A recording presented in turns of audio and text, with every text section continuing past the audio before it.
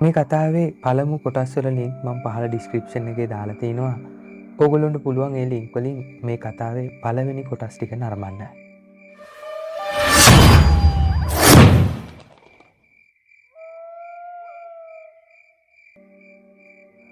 ඇත්තටම මේක ගල් ගුහාවක දොරටුවක්. හිතේ කිසිම චකිතයක් නැතුව මම දොරටුවෙන් ඇතුල් වෙලා ඉදිරියට යනකොට ආපහු ගල් දොර වැහිලා යන්න පටන් ගත්තා. ටික දුරක් කළුවරේ යනකොට මාර්ගයේ දෙපැත්ත ඉබේම ගිනි දැල් වලින් ඇවිලෙන්න පටන් ගත්තා. ටික වෙලාවක් ගමන් කළාට පස්සේ මම දැකපු දෙයින් ඇස් අදහ ගන්න බැරුව ගියා. ඇත්තටම මේ ගල් ගුහාවක් නෙවෙයි, ගලින් වටවෙච්ච මාලිගාවක් කිව්වොත් මා වඩාත් නිවැරදි.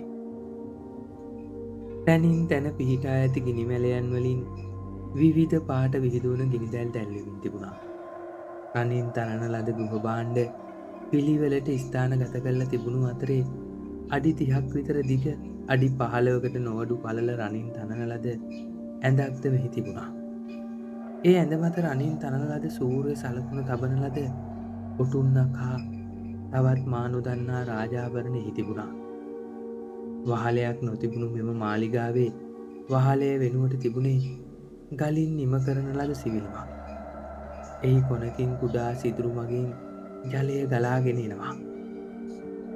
ඒ ජලය ගලාගෙන කුඩා පොකුණකට වැටෙන බව පෙනෙන්නට තිබුණා. ඇත්තටම මේක නම් විශ්මය ජනක නිර්මාණයක්. ටික වෙලාවක් වැය කරලා මම මේ මාලිගාවේ සිරි නැරඹුවා. මේ තැන ඇතෙක් බරට රත්තරන් තියෙනවා. ඒත් මා මෙහි පැමිණියේ රතු කඩුව නොහොත් විනාක්ෂය සෙවීමටයි. මෙහි රත්තරන් කොතනක තිබුණත් කොතෙක් තිබුණත් මා තුළ කිසිදු ආශාවක් තිබුණේ නැහැ. නමුත් එහි අලංකාරය මම නැරඹුවා. ඇත්තටම මේක හීනයක්ද නැත්තම් සැබෑවක්ද? මම ඇවිල්ලා තින්නේ වසර 40ක් සෝලි ආක්‍රමණයෙන් මෙම දෙරණ වෙලාගෙන සිටියේදී එයින් මිදීමට දුටු ගැමුණු නරේන්ද්‍රයන්ගෙන් නිදහස් සටනට උරදුම් ඒ ශ්‍රේෂ්ඨ රණකාමියා වන නන්දි මිත්‍ර සේනාපතිගේ ස්මාරකයට. මේක මා ලැබපු දුර්ලභ අවස්ථාවක්. සෙබල මගේ සිතුවිල්ල එක පාර බිඳලා දාන්න සෙම්පති මොහොට්ටාලගේ හඬ සමත් වුණා. සෙම්පතිතුමනි, ඔබ මේ පැමිණ තියන්නේ අපේ නන්දි මිත්‍ර සෙම්පති උත්තමයන්ගේ සොහොන වෙත. ඒත් මට පේන්න සොහොනක් මෙතන නෑනේ. සෙබල, එය අදෘශ්‍යමාන. මිනිස්සෙකුට එය පේන්නේ නැහැ. මේ සොහොන මා වසර 30 ගණනක් තිස්සේ රකින්නවා. මේකට ලං වෙන්න හැක්කේ මගේ අවසරයෙන් විතරයි. ඔබ මාර්ගය මර උගුල් සහිතයි. ඊතල හෙල්ල උගුල් අසිපත් මරු උගුල් මරු වලවල් සහිතයි. ඒ විතරක් නෙවෙයි, තමුන් මේ වස්තුව කෙරෙහි ලෝභ වූ කල්හි නැවත බාහිර ලෝකයට යා නොහැකි බව මතක තබා ගන්න. එහෙමයි සෙම්පති. යහපති, එසේනම් මා පසුපසෙන් විනාක්ෂය තිබෙන්නේ ආයුධාගාරය තුල. ඒ ආයුධාගාරයට යන පළමු මිනිසයාද තමුන් බව මතක තබා ගන්න. මම සෙම්පති පිටිපස්සෙන් ටික දුරක් ගියා. ඒක සිර මැදිරියක් පරිද්දෙන් සකසපු එලිමහන් ආයුධාගාරයක්. ඒ විවිධ වර්ගයේ අසිපත්, විවිධ වර්ගයේ දුනු ඊතල, විවිධ වර්ගයේ හෙල්ලයන් හා මා මේට පෙර නොදුටු ආයුධ රාශියක් තිබුණා. සෙබල, මේ තියෙන්නේ තොප සොයන විනාක්ෂය. එහෙම කියලා අත දිගු කළා අඩි 6ක් විතර දිග, අඟල් 6ක් විතර පළල ඇති, එහි කෙළවර තියුණු ලෙස උල්ව ඇති අසිපතක් පෙන්වුවා. ඒකේ තද රතු පාට එකක්. අසිපත වටා තැඹිලි පාටට හුරු ගිනිදැල් විහිදුණා. ඇත්තටම මේද මහත් පරීක්ෂමයක් දරා සෙවූ විනාක්ෂය. එසේනම් මේ මිත්‍යාවක් නොව යථාර්ථයකි. සෙබල, වහා යව අසිපත අතට ගන්න. මම ඒක ගන්න ඉස්සෙල්ලා ඒකට වැඳලා නමස්කාර කරන්න අමතක කළේ නම් නැහැ.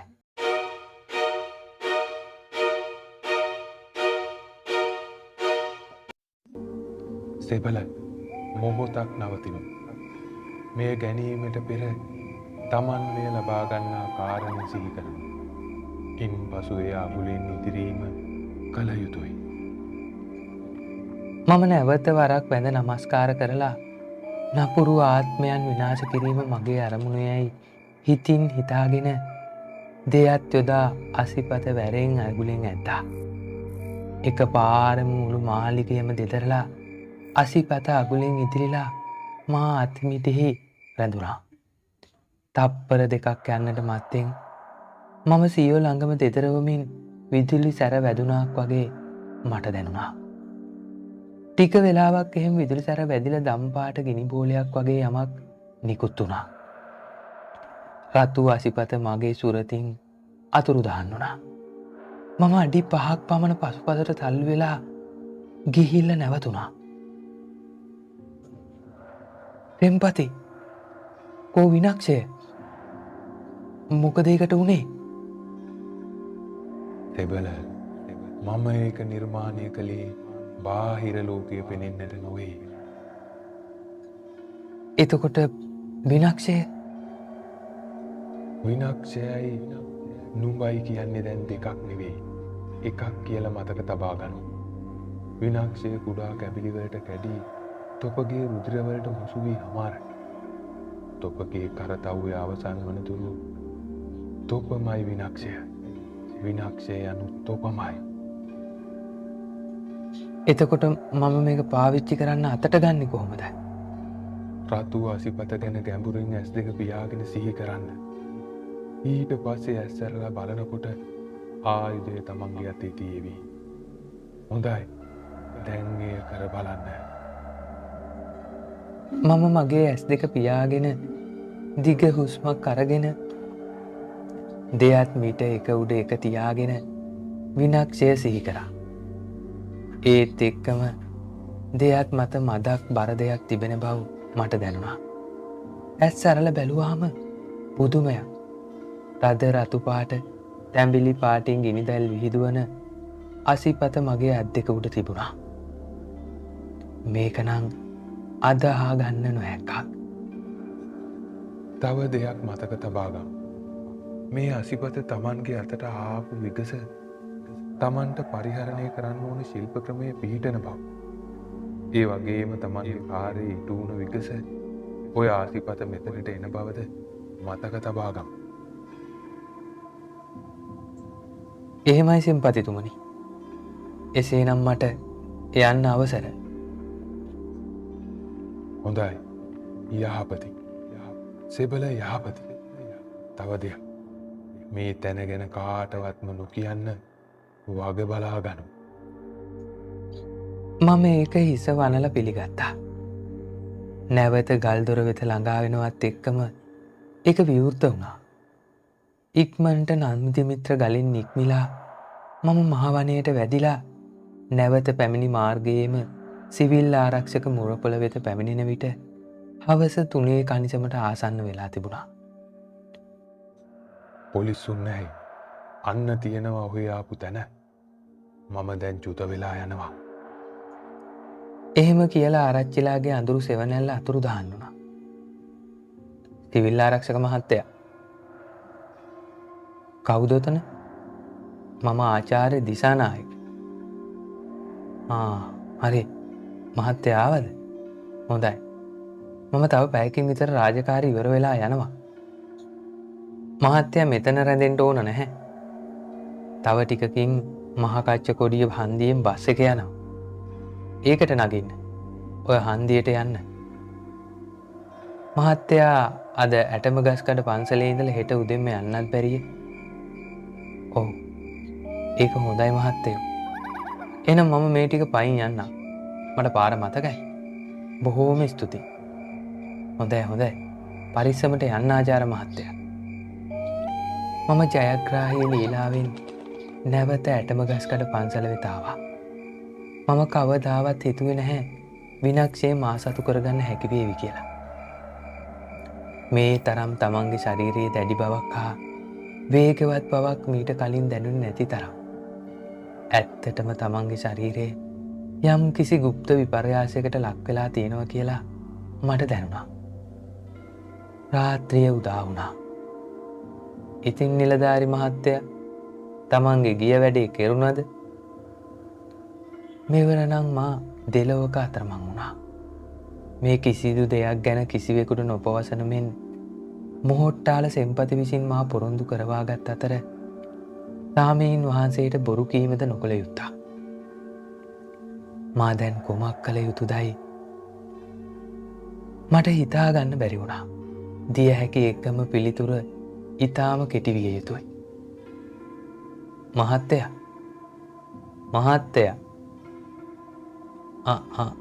අවසර. කොහේද මහත්තයා ගියේ එක පාරට? නැහැ අපේ හාමුදුරුවනේ.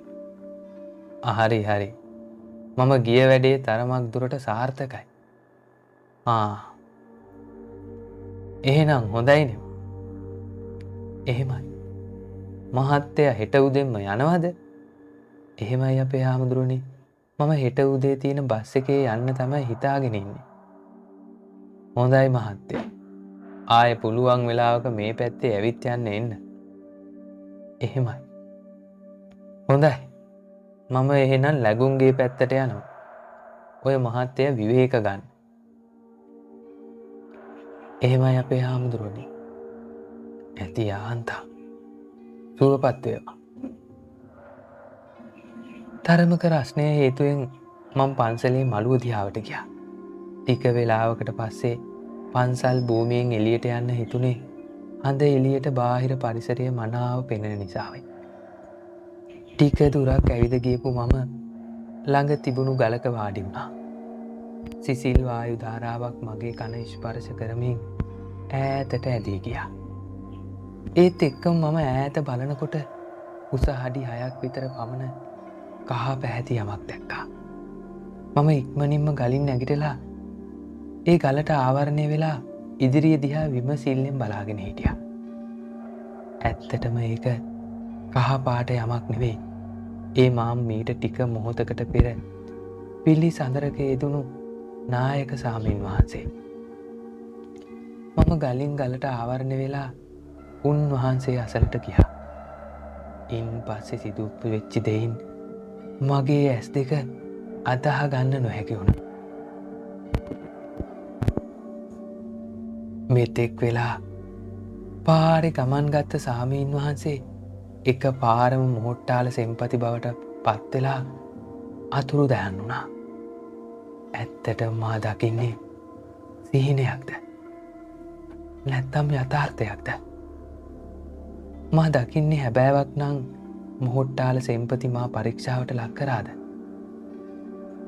මම දැකපු සියලු දේ තවත් කෙනෙකුට විග්‍රහ කරයිද කියලා හොයා බලන්න ආවද යන්න මට ප්‍රශ්නයක්. කොහොම වුණත් මම වචනයෙන් හා හැසිරීමෙන් පරිස්සමින් කටයුතු කළ යුතුයි. නිකමට මම හඳ තිබේදයි බලන්න අහස දිහා බැලුවා. ඒත් අහසේ හඳ පායලා තිබුණේ නැහැ. එහෙනම් මට දහවල වගේ මගේ ඇස් පේන්නේ කොහොමද? එසේනම් මේ සිදුවන්නේ රතු අසිපතේ ඇති බලයටද? මේ නම් අනපේක්ෂිත සිදුවීම් මාලාවක්. ඉදිරියේදී තවත් අනපේක්ෂිත සිදුවීම් කිහිපයකට මට මුහුණ දෙන්න සිදුවේවි. මීට වඩා දෙයක් බැලීමට පුළුවන්කමක් මාහට තිබෙන්නට පුළුවන්. එහෙම හිතලා මම ඇස් දෙක පියාගෙන විනිවිද බැලීමට ලැබේවයි කියලා හිතින් මුමුණලා ඇස් හැරලාවට බැලුවා. පුදුමයක්. ගස් උඩ ගල් උඩ පාරයින හැම තැනම බලන කල විවිධ වර්ගයේ සෙවණැලි මට පේන්න පටන් ගත්තා. ඇතැම් අයගේ අවයව අඩුයි. ඇතමුන් පසුපසට බෙල්ල කරකවාගෙන ඇවිදිනවා. මොවුන් ප්‍රේතයන් විය යුතුයි. පොලිස්සුන් නැහැ. කවුද? මම ආරච්චිලා. තමුසි ගියේ නැද්ද? මම කොහේ යන්නද මම හැම තැනම ඉන්නවා. හරි ඒක මට අදාළ නෑ. අර පේන කට්ටිය කවුද? ඒ මම වගේම දුක් විඳින කට්ටිය තමයි. මම වගේ කිව්වේ මම වගේ ආතක් පාතක් නැතුව ඉන්න පෙරේතයෝ තමයි. එතකොට මට කොහොමද සේරම පේන්නේ? ඔහේට අර කඩුවේ බලය කාවැදිලා තියෙන්නේ. ඒකයි සේරම පේන්නේ. තව මොනවද මට කරන්න පුළුවන්? පොලිසුන් නැහැ. ඔහේ දැන් ශක්තිවන්තේ. ඔන්න ඔය ගල උස්සලා බැලුවනම් මම බොරුද කියන්නේ කියලා. මා ඉදිරිපිට ඇති අඩි 3ක පමණ උස ඇති ගලක් වෙර දාලා ඉස්සුවා. පුදුමයකට වගේ පොළුම් රොදක් වගේ සැහැල්ලුවෙන් අත් දෙක අතර රැඳුණා. මම නැවත පොළොවේ ඇතහැරලා ආරච්චි දිහා බැලුවා. ඒක තමයි මම ඔහේට දවසක් කිව්වේ ඔහේ ඉපදිලා තියෙන්නේ කෙටේරි නැකතින් කියලා. කෙටේරි නැකතින් ඉපදුණු අයට විතරයි බලගතු ආයුධ පාවිච්චි කරන්න පුළුවන්. ඔහේ දැන් බල සම්පන්න මිනිස්සේ ටික කාලයකට හරි. ඒ විතරක් නෙමේ ඔහෙට ඕන නම් කොටියෙක් වුණත් එලවලා ගිහින් අල්ලන්න පුළුවන්. තමුසේ කොහොමද ආරච්චිලා මගේ හැකියාවන් ගැන කියන්න දන්නේ? මම මිනිස්සෙක් නෙමේ. ටිකක් බලගතු පෙරේතෙක්. ඔහෙට ඒක අමතකයිද? කොට අද උදේ කෝච්චියේදී මුණ ගැහුණේ කවුද කියලා දන්නවද තමුසේ? ඒ තමයි මොහොට්ටාල උත්තමයන්. උන්වහන්සේ එක එක රූපයෙන් පෙනී ඉන්නවා. මේ වවුනියාව පුරවරේ හැම තැනම උන්වහන්සේ වැඩ ඉන්නවා.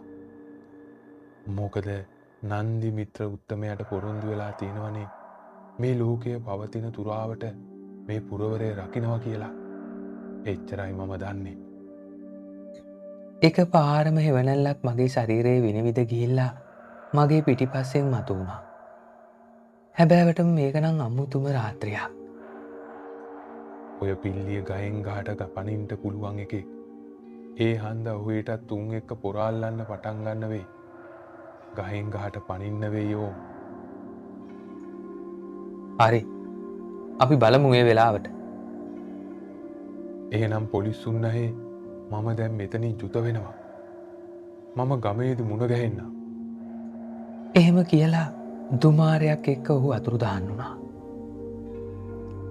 අසාමාන්‍ය සිදුවීම් කිහිපයක් එක්ක මම රැය පහන් කළා. නායක සාමීන් වහන්සේට වැඳලා නමස්කාර කරලා මම ඇටමගස්කඩ පන්සලෙන් උදෑසන වවුනියාව වෙත නික්ම ගිහිල්ලා දහවල් වෙනකොට කෝච්චියට ඇවිල්ලා රඹුක්කනින් බැහැලා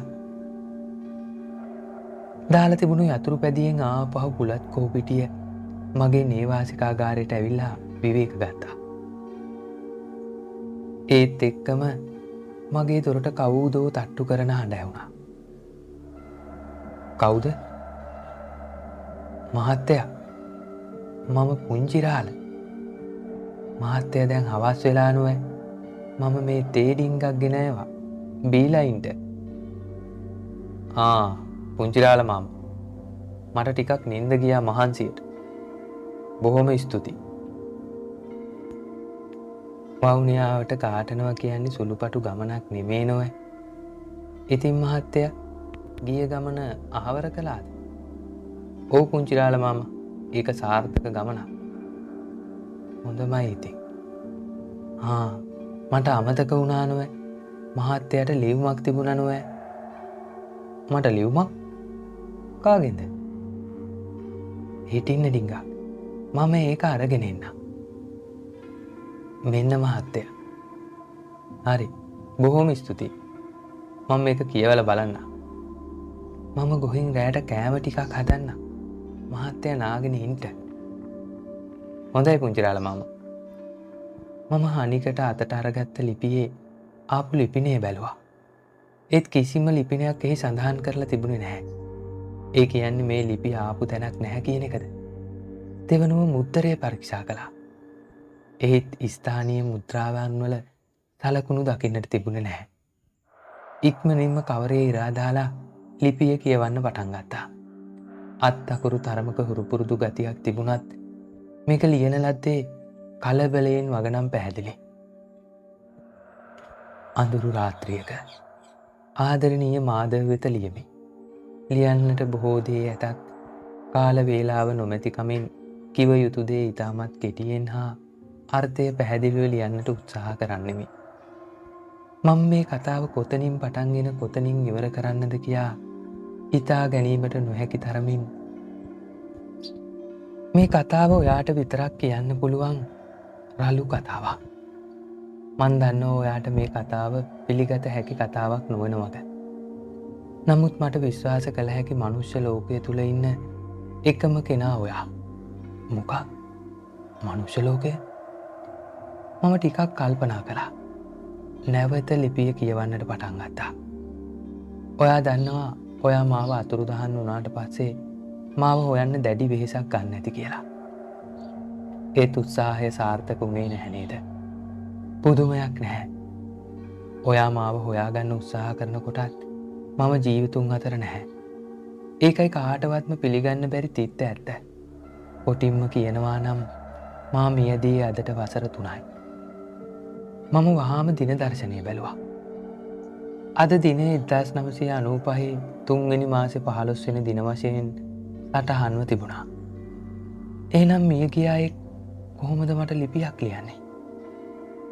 හොඳයි අපි බලමු ඊටු ටික මොකද්ද කියලා කියවලා. මම දන්නවා ඔයා කල්පනා කරනවා ඇති මැරුණ කෙනෙක් කොහොමද ලියුමක් ලියලා එවන්නේ කියලා. මගේ මරණය අභිරහසක් අදටත්. ඒත් මගේ ආත්මය තවමත් කිසිවක් කර කියා ගැනීමට බැරුව ඉබාගාතේ ඇවිදිනවා. ඒකයි ඇත්ත. ඇත්තටම එදා රෑ මොකද්ද මට වුනේ? මම මේ කියන දේ ඇත්ත. මොකද මම බොරු කරලා මට ලබා ගන්න කිසිම දෙයක් ඉතිරි වෙලා නැහැ. කඳ සුරිඳුගම ආරච්චිලා කියන්නේ මගේ තාත්තා. අපි දෙන්න හුඟක් හිතවත් උනේ.